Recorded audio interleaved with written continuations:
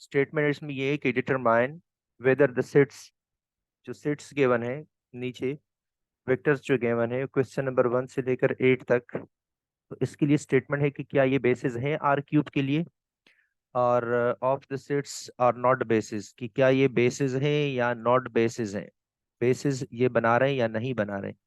और ये क्वेश्चन में कह रहे हैं कि अगर बेसिस नहीं बना रहे हैं, क्योंकि बेसिस की दो कंडीशन है, वो भी मैं आपको एक्सप्लेन करके बता रहा हूँ। तो दो कंडीशन है, एक लीनियरली इंडिपेंडेंट का है और एक स्पेन का है। तो अगर बेसिस नहीं बना रहे हैं तो इसका मतलब ये है कि या इंडिपेंडेंट नहीं है, और अगर इंडिपेंडेंट है तो फिर स्पेन नहीं कर रहा। और अगर दोनों कर रहे हैं, इंडिपेंडेंट भी है स्पेन भी है, तो इसका मतलब ये है कि फिर ये बेसिस है। बेसिस की दो कंडीशन है, यहाँ मैं आपको शो भी कर रहा हूँ, मैं एक्सप्लेन भी कर लूंगा। जैसे कि वेक्टर स्पेस के मैंने आपको बताया था कि वेक्टर स्पेस के लिए 10 कंडीशंस होते हैं। ये दो कंडीशंस हैं बेसिस के लिए, ठीक है। ये दो बेसिस के लिए कंडीशन है, मैं इसको एक्सप्लेन कर रहा हूँ। देखिए मैंने आप लोगों को बता दिया था कि ये फॉर एग्जांपल ये कोई स्पेस है। तो स्पेस के अंदर क्या होता है, स्पेस के लिए 10 कंडीशंस होते हैं, ये तो मैंने क्लास में एक्सप्लेन किया था। स्पेन के 10 कंडीशंस होते हैं, ठीक है। अब इन 10 कंडीशंस में से अगर 10 पूरे हो गए तो वे ये वेक्टर स्पेस हो जाएगा, वेक्टर स्पेस। फिर इस वेक्टर स्पेस के अंदर एक दूसरा होता है जिसको कहते हैं कि ये इसका बेसिस सब स्पेस है। तो सब स्पेस के लिए पेयर जो है वो आपके पास कंडीशंस होते हैं, तीन कंडीशन सब स्पेस के हैं, ठीक है। ये इसके अंदर सब स्पेस होता है।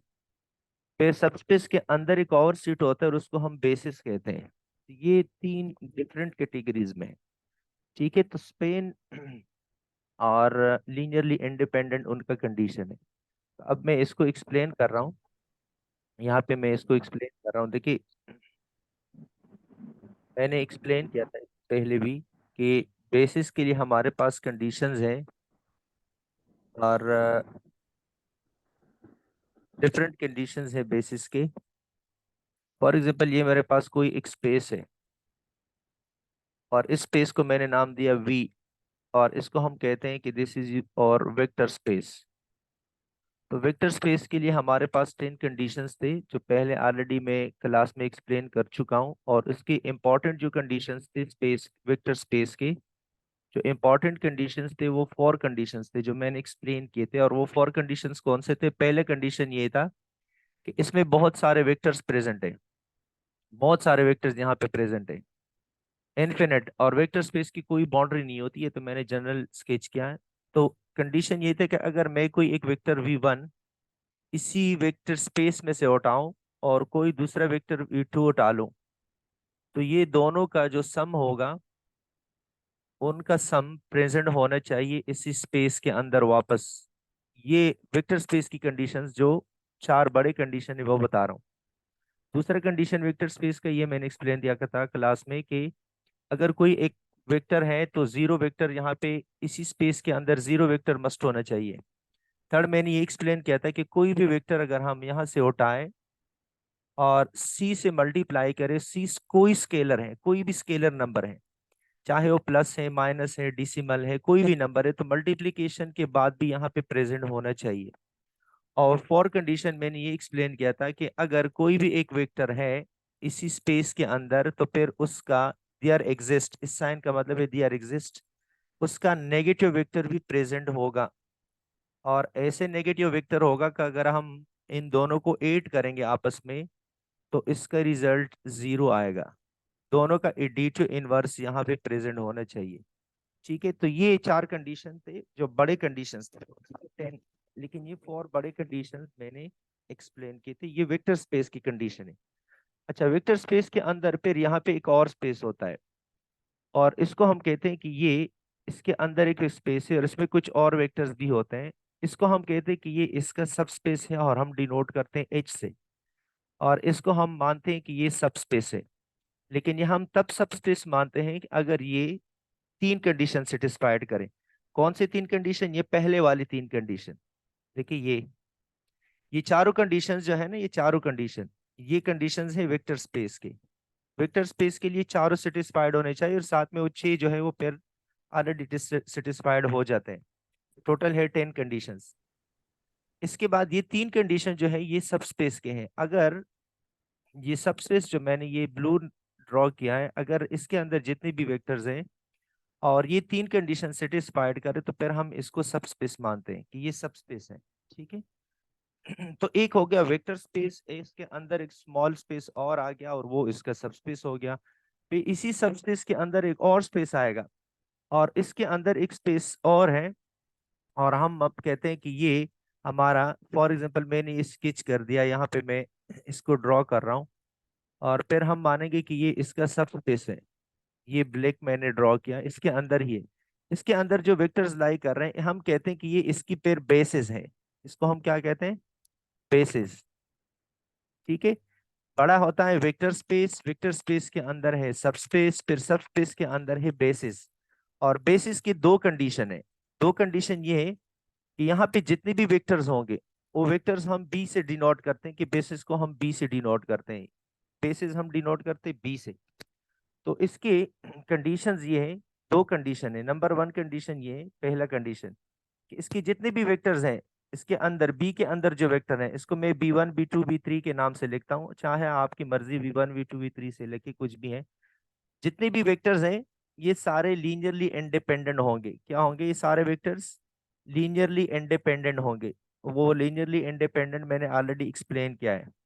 लीनियरली इंडिपेंडेंट हम बहुत से तरीकों से चेक कर सकते हैं। ठीक है। लीनियरली इंडिपेंडेंट होगी, सबसे इजी तरीका जो अभी चैप्टर नंबर 3 में मैं एक्सप्लेन किया था वो ये था कि अगर डिटर्मिनेंट नॉन जीरो आ गया तो फिर वो इंडिपेंडेंट है, अगर जीरो आ गया तो डिपेंडेंट है। लेकिन डिटर्मिनेंट तब फाइंड होता है अगर 3x3 मैट्रिक्स। इसके अलावा ये है कि अगर जीरो वेक्टर है तो वो डिपेंडेंट है, अगर नॉ कोई एक दूसरे का मल्टीपल है वो डिपेंडेंट है वेक्टर्स। सबसे लास्ट में ये था कि अगर हम उसके इशेलॉन में कन्वर्ट कर दें और उसका सोल्यूशन यूनिक आ गया तो फिर वो क्या है, मतलब ट्रिवियल सॉल्यूशन अगर आ गया तो फिर वो डिपेंडेंट है, अगर नॉन ट्रिवियल आ गया, सॉरी इंडिपेंडेंट है, अगर नॉन ट्रिवियल आ गया तो वो डिपेंडेंट है। तो ये सारी कंडीशंस हम ऑलरेडी पढ़ चुके हैं। तो ये वेक्टर्स इंडिपेंडेंट होंगे एक। दूसरा ये कि जितने भी ये वेक्टर्स होंगे v1 v2 v3 या b1 b2 b3 जितने भी हैं अप टू bn तक, ये इस सब स्पेस को स्पेन करेगा, स्पेन एच। सब स्पेस जो है स्पेन, ये स्पेन करेगा एच को, जो है ये स्पेन करेगा, स्पेन एच, स्पेन एच। तो सबसे इजी मैं यहाँ पे एक्सप्लेन कर रहा हूँ, देखिए मैं सबसे इजी एक्सप्लेन कर रहा हूँ। फॉर एग्जांपल ये तीन वेक्टर है, मैंने लिखा 1 2 0 3 5 -1, या मैं लिख रहा हूँ -1 2 3। ये तीन वेक्टर है, हम कहते हैं कि ये बेसिस बना रहे हैं कि नहीं। तो आप इसको इशेलॉन पे कन्वर्ट कर दें। फॉर एग्जांपल आपने इसको इशेलॉन पे कन्वर्ट कर दिया और लेट के ये ऐसे कोई मैट्रिक्स बन गया। फॉर एग्जांपल मैं जनरल लिख रहा हूँ, मैंने इसको इशेलॉन पे कन्वर्ट किया, फॉर एग्जांपल ये बन गया 0 2 3 और 0 0 और -1, इस तरह को कोई नंबर आ गया। तो ऐसे जब कन्वर्ट करेंगे तो लास्ट में आपने देखना है, सबसे इजी ये मेथड है। ठीक है, ये मैं यहाँ पे ही एक्सप्लेन कर रहा हूँ, बिल्कुल सिंपल है। सबसे लास्ट में जब हम उसको इशेलॉन पे कन्वर्ट कर दें तो इशेलॉन पे कन्वर्ट करने के बाद ये आपने देखना है कि इसकी जो पेवेट्स हैं, अगर पेवेट कॉलम की इक्वल आ गए, pivot is equal to column, जितने पेवेट्स है उतने ही कॉलम है। अगर pivots is equal to column है, अगर पेवेट की तादाद कॉलम की इक्वल है इशेलॉन पे कन्वर्ट करने के बाद, तो इसका मतलब है कि ये लीनियरली इंडिपेंडेंट है। क्या है? इंडिपेंडेंट है। सिंपल इजी बात। दूसरा ये है कि अगर पेवेट इज इक्वल टू रोज है, अगर पेवेट की तादाद रोज की भी इक्वल है, तो इसका मतलब ये है कि ये स्पेन भी कर रहा है। मतलब अगर दोनों की इक्वल है, रोज की भी इक्वल है और कॉलम की भी इक्वल है, तो इसका मतलब है कि ये इंडिपेंडेंट भी है, स्पेन भी कर रहा है, तो इसका मतलब ये बेसिस है। अगर ये दोनों कंडीशन सेटिस्फाइड हो गए तो इसका मतलब है कि ये क्या बना रहे हैं, ये बेसिस बना रहे हैं। अगर फॉर एग्जांपल ये मैट्रिक्स इस तरह का मैट्रिक्स कोई बन गया, लेट ऐसे मैट्रिक्स बन गया कि 1 0 0 3 -1 0 और 2 1 और 0। अब देखिए इसमें पेविट कितने हैं, एक पेविट, दो पेविट, पेविट दो है, ना कॉलम की इक्वल है ना रोज की इक्वल है। इसका मतलब नॉट बेसिस। आप सिंपल लिख लें कि दिस इज नॉट बेसिस, क्योंकि कॉलम की तादाद ना रोज की इक्वल है ना अगर इनकी भी इक्वल नहीं है वो बेसिस नहीं होगा, ठीक है। तो इस तरह से आपने लिखना है, अगर दोनों की इक्वल है तो वो बेसिस है, अगर या रो की इक्वल नहीं है या कॉलम की इक्वल नहीं है तो इसका मतलब है कि फिर वो बेसिस नहीं है। अगर कॉलम की इक्वल नहीं है तो इसका मतलब है कि इंडिपेंडेंट नहीं है। अगर रोज की इक्वल नहीं तो इसका मतलब है कि वो स्पेन नहीं कर रहा। तो ये सबसे इजी कंडीशंस हैं इस क्वेश्चंस के। अब देखिए मैं बुक का क्वेश्चन उठा रहा हूँ और उसको हम सॉल्व करते हैं, बिल्कुल इजी है, इसमें कोई इतना डिफिकल्ट पॉइंट नहीं है। देखिए ये बुक के क्वेश्चन मैं उठा रहा हूँ, तो ये दो कंडीशंस मैंने एक्सप्लेन की, ठीक है। ये एक स्पेन करेगा और एक इंडिपेंडेंट की कंडीशन है। तो यहाँ पे मैं अब क्वेश्चन की तरफ आता हूँ। देखिए ये बिल्कुल शॉर्टकट क्वेश्चंस हैं। अब देखिए ऑलरेडी अगर आप इसको देख लिए ऑलरेडी इशेलॉन फॉर्म में है, इसको अगर आप मैट्रिक्स फॉर्म में लेके लेट के मैं इसको मैट्रिक्स फॉर्म में लेकर आऊं, इसको अगर हम मैट्रिक्स में लेके देखिए तो ऑलरेडी इशेलॉन फॉर्म में है। 1 0 0 इधर ही लिख रहा हूँ ताकि इसके बाद चाहे 1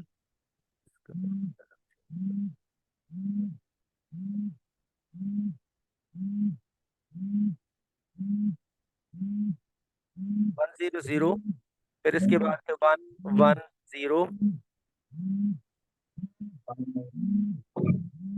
मेरा नहीं आना।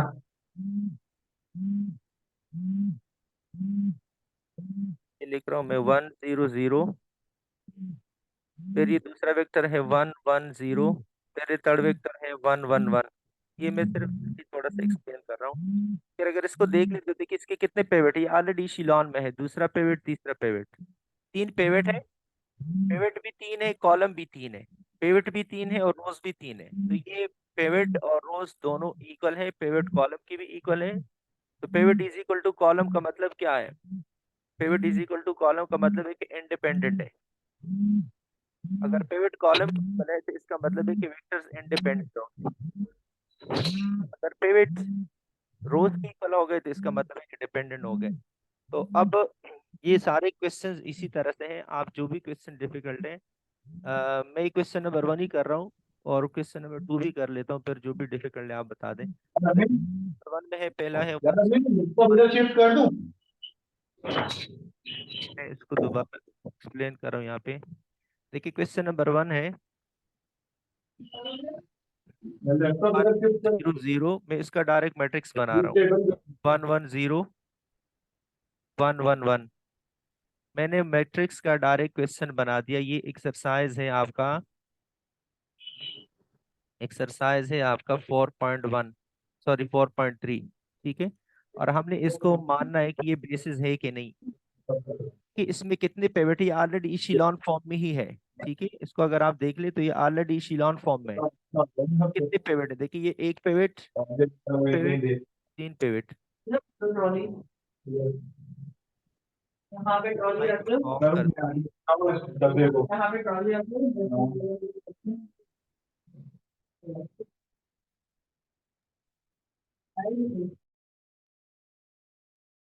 तो ये तीन पेवेट है और तीन कॉलम्स है, तो आप लिख ले, देखिए नंबर ऑफ पेवेट,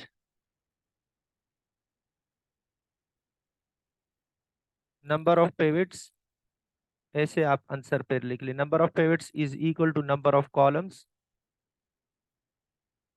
पेवेट की तादाद कॉलम की इक्वल है।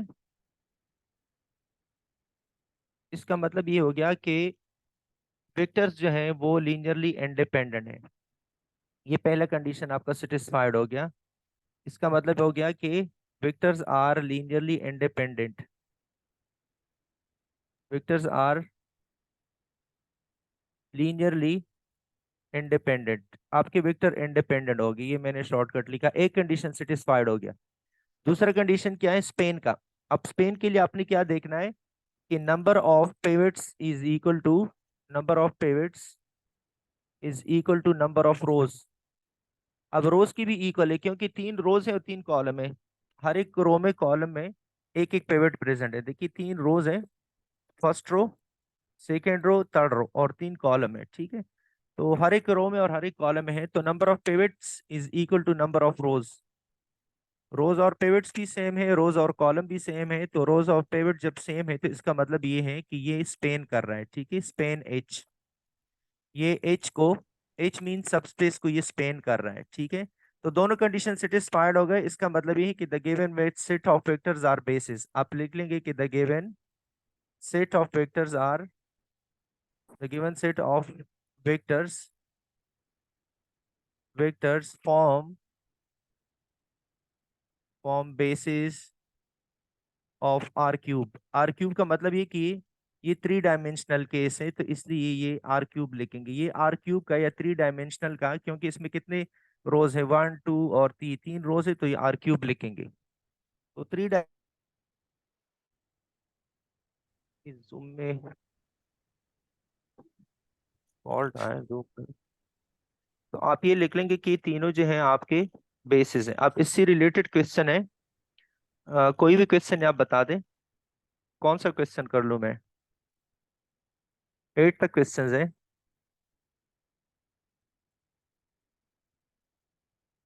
जी आवाज आ रही है?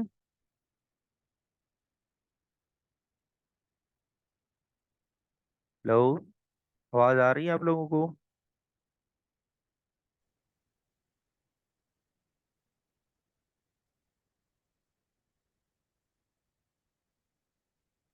कौन सा क्वेश्चन कर लूं बताएं?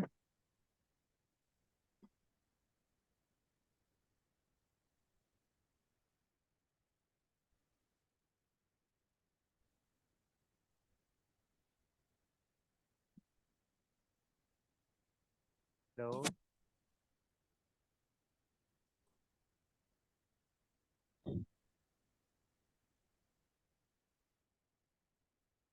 हेलो।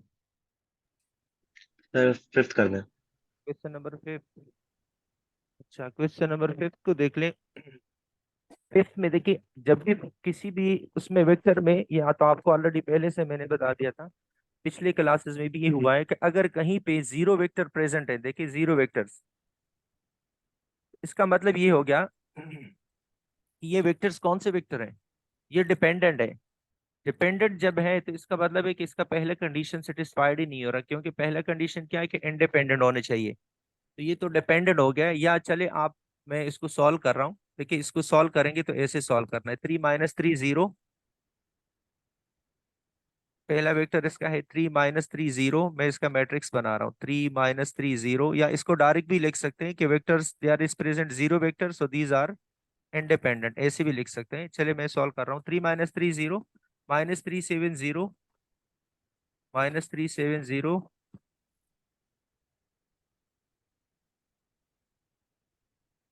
फिर 0 0 0, और फिर है 0 - 3 5। ये एक सिस्टम मैंने बना दिया। ये क्वेश्चन नंबर 5 है, एक्सरसाइज 4.2 का। अब इसको कन्वर्ट कर दे इशिलॉन फॉर्म पे, क्योंकि ये इशिलॉन में नहीं है। तो हम जब इसको इशिलॉन पे कन्वर्ट करेंगे, उसके लिए हमने क्या करना है, इन दोनों को हमने ऐड करना है आपस में। ये R3 है, तो हमने ऐड करना है। जब ऐड करेंगे तो इसके लिए मैं लिख रहा हूँ कि R2 + R1 और R2 दोनों ऐड कर दें। ठीक है, ये 3 है, 3 इसके ऊपर में थोड़ा।